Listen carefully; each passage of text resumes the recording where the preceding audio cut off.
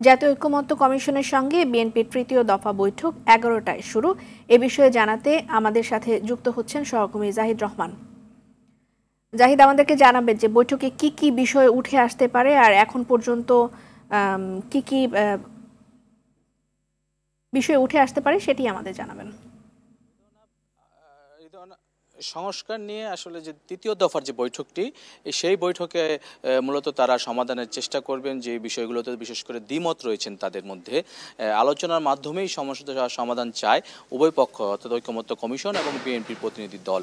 এবং তৃতীয় দফা যে বৈঠকটি অনুষ্ঠিত হবে সেখানে বেশ কিছু বিষয় এখন পর্যন্ত রয়েছে। সংবিধানের বিষয় রয়েছে, সংস্কারগুলো, এছাড়া নির্বাচনের সংশ্লিষ্ট বিষয় রয়েছে, বিচার বিভাগের বিষয়গুলো রয়েছে।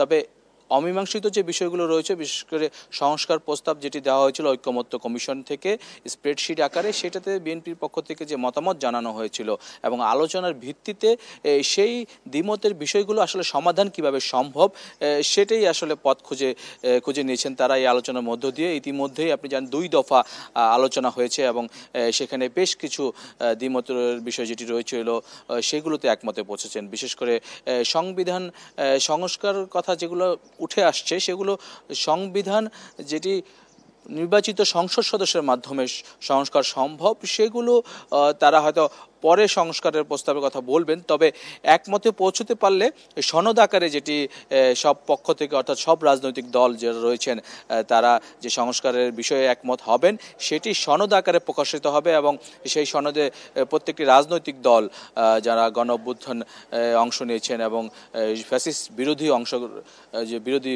যে গণ অভ্যুত্থান সেটাতে অংশ নিয়েছেন, সেই রাজনৈতিক দলগুলো আসলে সেখানে স্বাক্ষর করবেন এবং পরবর্তীতে নির্বাচিত হতে পারলে সেই বিষয়গুলো সমাধান করবেন।